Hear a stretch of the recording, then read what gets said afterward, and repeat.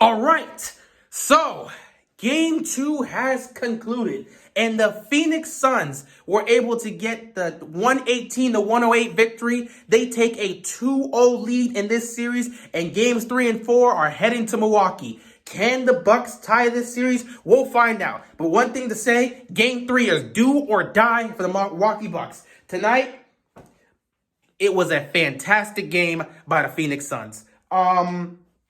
I'll say this, the Bucks came out early to start off, and they were doing exactly what I said they needed to do. They needed to drive to the basket and just be aggressive. Be aggressive, drive to the basket, score with the layup. Stop settling for threes. That's what they were doing in the first quarter. They finished the first quarter with 20 points in the paint. That's exactly what you needed to do. However, we should have known that they were in trouble as soon as we started seeing the way the Suns played. Because the Suns were in trouble early on because the Bucks came out with such a level of aggression. They were attacking the basket, and obviously the Suns cannot stop these guys from getting to the rim. But the Suns started getting it going from three. And when they started getting it going from three, it helped close the gap, and a lead that should have been much bigger for the Bucks ended up being a 3-point lead. It really felt like the Milwaukee Bucks somehow managed to survive with the lead.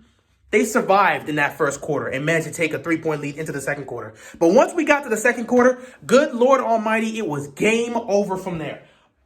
We just started to see Milwaukee go back to do the same old stupid thing they're doing. They keep settling for threes. They're taking these 3-point shots for no reason. It was absolutely disgusting, and I'm sitting here watching this, and I'm absolutely disgusted, just pissed off that they're doing the same thing over and over again. What is it about these guys that just makes them want to continue to just settle for three? You're not a 3-point shooting team. Why do you keep shooting threes? Come on, man.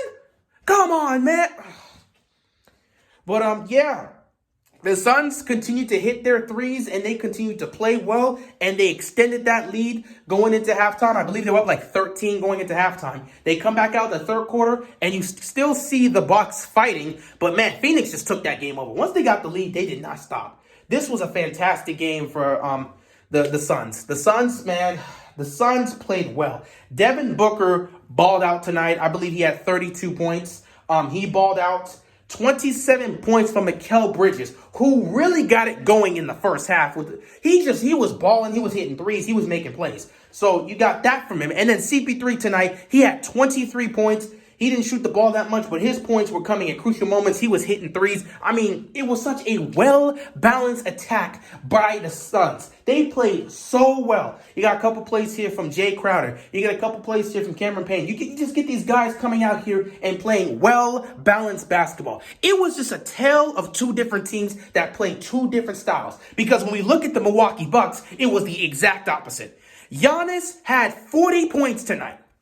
He balled out. Superstar performance. This is Giannis that's still dealing with that knee. That knee is still hurting him. And you can see at times he's limping. But despite that, he dropped 40 points. Had an absolute superstar performance. But the rest of his team?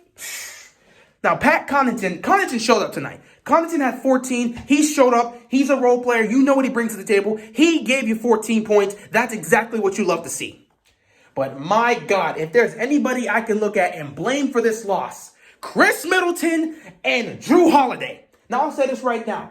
Jrue Holiday and Chris Middleton played very well defensively, especially Jrue Holiday. He had like 3 blocks tonight. He played very well defensively. They were hustling. They were guarding their man aggressively. They were making good defensive plays, good defensive reads, intercepting passes. They were doing their thing tonight defensively.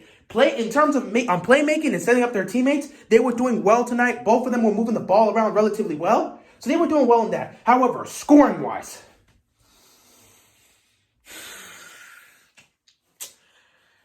Jrue Holiday and Chris Middleton were terrible from the field. They shot atrocious from the field. They were horrible. Now, Jrue Holiday finished with, I believe, 17 points. Now, that doesn't actually look bad from Jrue Holiday.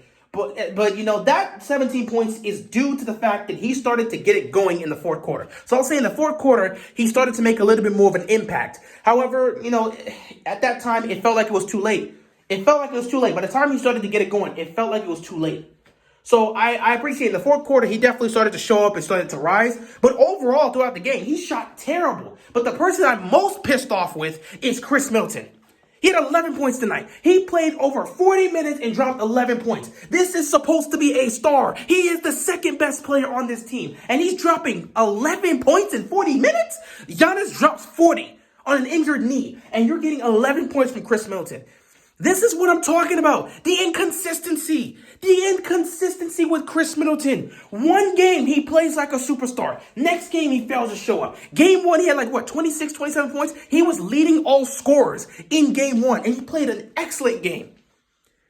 Game two, absolute dud. Fails to show up. Shoots horrible from the field. Doesn't do anything for you offensively.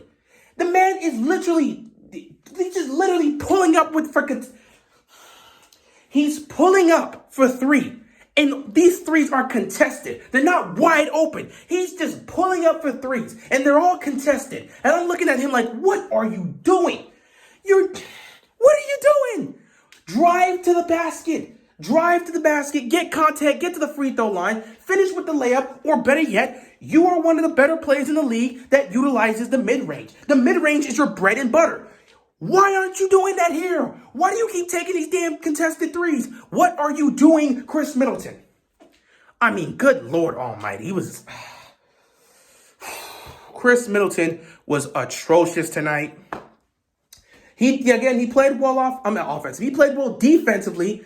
And offensively, he played well when it came to setting up his fellow teammates because he was making some great playmaking skills. But shooting-wise, scoring-wise, he was awful. And he's your second-best player. I cannot believe this. Giannis played amazing. He had 20 points in the third quarter. The last time you saw that from somebody who at least had that much points was the last time somebody had 20-plus points in a quarter in the NBA Finals game was Michael Jordan in 1993. They brought that stat out. They also said the last time we saw a performance similar to that, or at least passed by that, in the last 2 decades was Kobe, rest in peace, Kobe, who had he had 19 points in the 2019. What's wrong with me right now? I'm so pissed with Chris Middleton. But he had 19 points in the 2010 NBA Finals against the Celtics, and then LeBron did that in 2014 against the Spurs there. They both had 19 in a quarter.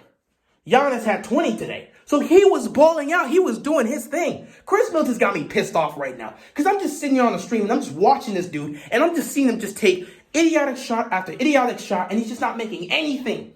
Chris Middleton was a no-show. And this is why I can't pick the Bucks to win this series. This is why I say the Suns are going to win this. How can you pick the Bucks when you see how well the Suns team played? The Suns are such a well-balanced team.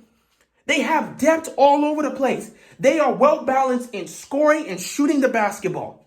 They can get to the rim. They can hit the mid-range jumper. They're a really good three-point shooting team. They're well-balanced in all 3 phases. And most importantly, this team knows how to move the ball. Game 1 was about utilizing the pick and roll to absolutely abuse Brook Lopez. Game 2 was all about the perimeter and ball movement. Did you see the passes they were making today? They were moving the ball all around and getting their shooters engaged. That's exactly what you need to do. I talked about this. The 2 weaknesses the Bucks have that's going to give them trouble. They're not great at defending the perimeter, especially with Brook Lopez on the floor, and they're not great at defending the pick and roll, especially when Brook Lopez was on the floor. Speaking of Brook Lopez, he was terrible today. There's nothing they can do with him. Defensively, he's going to get cooked. If he's not giving you anything offensively and you're not utilizing him in the post, he's absolutely useless. He is a liability out there. What can the Bucks do at this point? I don't see how you don't pick the Suns, man. Well-balanced team. They play great offensively. They play great defensively. You get Chris Paul, who knows how to control the pace. You get guys off the bench that know how to show up. You get Devin Booker, who's on fire today, hitting threes and hitting all sorts of shots. And I don't see how you don't pick the Suns to win the series. Now, I still feel that the Bucks have a chance to right this. They have a chance to make this competitive. They have a chance to tie this series. Games 3 and 4 are in Milwaukee. So despite the fact that they're down 0-2 in the series, they still have a chance. They still have a chance. What needs to happen is they have to execute better in games 3 and 4. If the Bucks can manage to win games 3 and 4 and defend home court, they can tie the series. At that point, it'll be 2-2 heading back to Phoenix for a game 5. This game tonight was very important because had they gotten this game, you have stolen the one game you need. The Bucks don't have home court advantage. The Suns do. You need to win one on the road. The Bucks need to win one on the road to win the championship. And it's 1,000 times more difficult to win a game 5 or game 7 on the road than it is to win a game 1 or game 2 on the road. So Bucks are in for it, man. They have to defend home court. If they don't win in game 3, they're getting swept. I'm putting it right there. If they don't win game 3, I can see the Suns sweeping them in game 4. So it's do or die for the Milwaukee Bucks. I just feel bad for Giannis, man. He showed up tonight despite being injured. He showed up tonight, played like a superstar, had an absolute epic performance. Great performance. Superstar performance. He played fantastic. Words can't put into this. I'm just done all over the place. But words can't put into description how well Giannis played despite the fact he's injured. And yet, Chris Middleton didn't show up. Neither did Drew Holiday. Offensively, they showed up defensively though. But it is what it is. At the end of the day, they'll have to figure something out.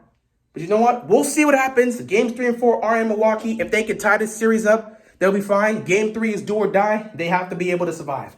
But we'll see what happens with that. With that being said, that is all I've got. And we'll see what happens in game 3. I'm out of here, man. Peace.